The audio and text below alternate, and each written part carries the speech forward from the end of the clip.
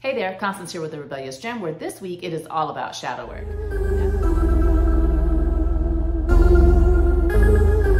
That's right, baby, because everybody has some shadow work that they could or should be doing. Because just like Carl Jung said, one does not become enlightened by imagining figures of light. You become enlightened by making the darkness conscious. Now, you can choose to do shadow work alone, which I personally believe to be the most effective, or you can do it with the help and guidance of a professional. There's plenty of information out there on how to do shadow work, and finding a way that resonates with you is essential. However, if you choose to go the solo route, here are some of the things that I've learned along my journey that I trust will help you get the most out of your shadow work. Shadow work really does get a bad rap. People act like it's one of the most dreaded things on the planet. And don't get me wrong, it's not fun, and it's definitely not always pretty, but it is one of the most beautiful and loving things that you can do for yourself. See, most people don't realize that they've allowed their egos to entrap them. And if you're not careful, you can spend years in a cycle of repeated patterns of behavior that you've picked up from the beliefs that stem from past experiences. These experiences, usually picked up from childhood, keep us from living our most authentic, happiest, most fulfilled lives. Shadow work is just a way of bringing those limiting beliefs into the light in a beautiful and loving way. So what is shadow work? Simply put, shadow work is just the integration of the limiting beliefs and repressed aspects of yourself that you keep hidden in the unconscious into the conscious, integrating them, which allows you to live your most whole and authentic life. It's one of those buzzword terms that seems to be going around a lot in the spiritual community right now, and it sounds kind of dark and mysterious, but in reality, everybody definitely has some shadow work that they could or should be doing. Everyone has undesirable characteristics that they hide from themselves, and shadow work is just the act of bringing those repressed aspects of yourself into the light so that you can just live from a whole and authentic place. Shadow work is like a therapy session with yourself, your inner child, and your ego. It's an opportunity to discuss your past experiences, how they've impacted you, and how you can learn from those experiences so that you can move your life forward and be the best version you can be of yourself. Okay, but before I get into these tips, let me just let you know, I do have my other phone down here just so that I can keep track of what the heck I'm supposed to be talking about. So if you see me look down every now and then, don't judge me. Tip number 1, the ego doesn't die. Hate it or love it as much as you might want to kill that bitch, there is no killing the ego. The ego is how you've learned to identify in the world. It's how you present yourself out in public. It's how you've learned to survive. So you can't kill your ego as much as you might want to. You can love it, you can accept it, you can reprogram it, but there is no getting rid of it. You shouldn't even want to, because your ego is more so a friend than an enemy.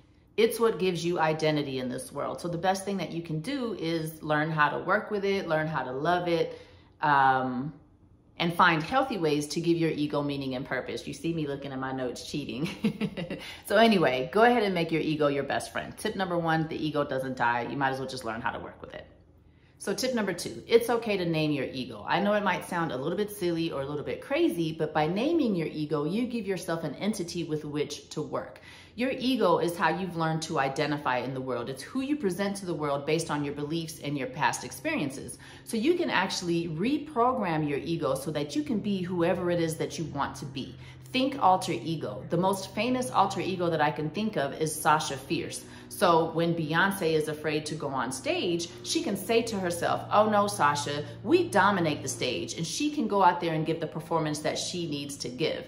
As I just stated, the ego is never going to die. So you might as well go ahead and give it a name and have fun doing the work that you need to do to reprogram yourself to be who you want to be in this world. Okay, so another tip for effective shadow work is to write it down. Shadow work can be pretty intense, especially as you recall some of those painful or scarring experiences from your past. So writing it down is a great way to distract yourself physically. It's also going to get your brain working so that you can start asking some of those out-of-the-box questions that help you get to the root of an issue. Healing and shadow work can also be pretty cyclical. So sometimes things come up for repeated review. And if you write things down, it's a great way to have a record of some of the things that you've already addressed. In the future, these notes can also serve as a beautiful reminder of some of the things that you've already worked through and overcome. So always make it a habit to have pen and paper available when you do your shadow work so that you can write it all down. All right, so tip number 4, which is probably the number 1 reason why most people don't want to do shadow work, and that is you have to spend time in the past. Don't get me wrong, I absolutely get it. Depending on your experiences and how painful they were, how scarring they were, you do not want to spend time in the past. I know it's a lot easier to put your experiences in a container and label them and just put them over there out of the way. However, you have to spend time in the past identifying all of the ways that your experiences have impacted you and all of the beliefs that you have picked up that you're wanting to reprogram. Otherwise, it's like death by 1,000 paper cuts. Spending time in the past allows you to bring to light and label all of the ways that specific experiences have impacted you so that you can minimize their impact on your life. Okay, so tip number 5 is to evaluate your emotions as they pertain to specific people, places, events, and circumstances in your life. The feelings, emotions, and beliefs that you have picked up can vary greatly depending on the circumstance. For example, abandonment by your mother is going to feel completely different than abandonment by your father. Or abuse at the hands of your parents is going to have a much different energetic imprint than abuse at the hands of a spouse. Your memories are always going to have the energetic imprint of the people and the circumstances involved. So it's crucial that you be specific and evaluate all of the ways that those experiences have impacted you.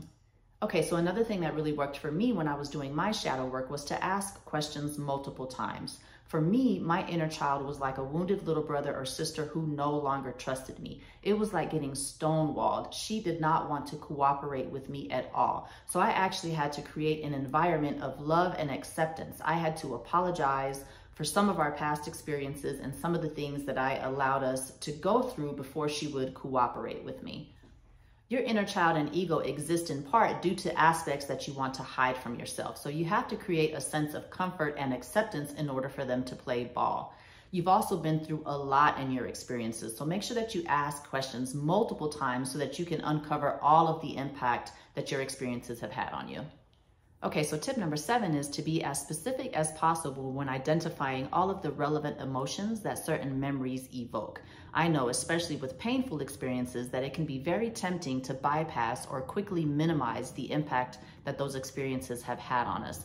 However, it's crucial that you identify all of the emotions that certain memories make you feel. For example, something could have made you angry, but did you also feel lonely, broken, misguided, trust was broken? You have to identify all of the impact that those memories have had on you. Memories have specific energetic imprints that affect us in many ways. So you want to be as specific as possible. The more you identify, the more that you can heal. Dang, I feel like I've been talking forever. Hopefully you found some of these tips helpful. If you have, this is where I'm going to ask you to go ahead and hit that like button. And if you're interested in more content like this to empower you on your spiritual journey, go ahead and hit that follow button and that notification bell so you can be notified every time I drop a new video. Moving right into tip number 8, take accountability and apologize to yourself. I know it might sound a little bit counterintuitive, especially when it comes to things that have happened at the hands of other people, but on some level, we've signed up for all of our experiences before we got here. So take accountability and apologize to yourself. Apologizing to yourself allows you to recognize your own humanity. It increases empathy for yourself and opens up the space for you to recognize your worthiness. Accountability leads to forgiveness. So take a little bit of accountability, apologize to yourself, forgive yourself for all of the things that you've endured, and give yourself a little bit of softness and grace. Give yourself a little love, baby. Yes, it's okay to show yourself a little love every now and then. So moving on to tip number 9, you're gonna have to detach from that false identity and those limiting beliefs. You have created an entire identity based on the limiting beliefs that you've picked up from your past experiences. Reprogramming that identity is going to require you to detach from those false thoughts and beliefs. You cannot overcome limiting beliefs until you recognize and release anything that you no longer want to identify with. You can't think I am bad and want to replace it with I am good, because the two will always contradict each other. You have to consciously detach from your old identity before you can begin the work of reprogramming yourself with a new one. Okay, so for my last and final tip, you're gonna have to give your ego something new to identify with. As you progress through your shadow work, you're going to go through many iterations and many stages of detaching from that old identity. Like we just stated, part of that process is releasing those false beliefs and disengaging from the attributes that you no longer want to identify with. However, your ego is always going to search for some way to identify, some way that it can express itself in the world. So in order for you to reprogram, you're going to have to give yourself something new to identify with.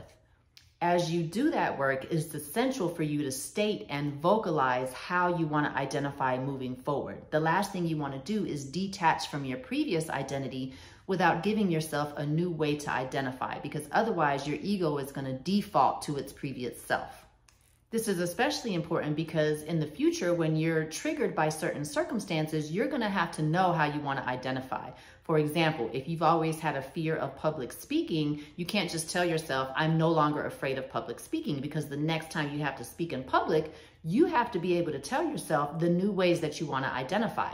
I identify with confidence. I identify with poise. I identify with being polished, etc. So this is the fun work of recreating your ego or finding new ways to identify. So you can tell your ego that you want to identify with success, love, stability, whatever it is that you want to identify with. So make sure that you have fun. This is the fun part where you can tell yourself and program yourself to be who you want to be.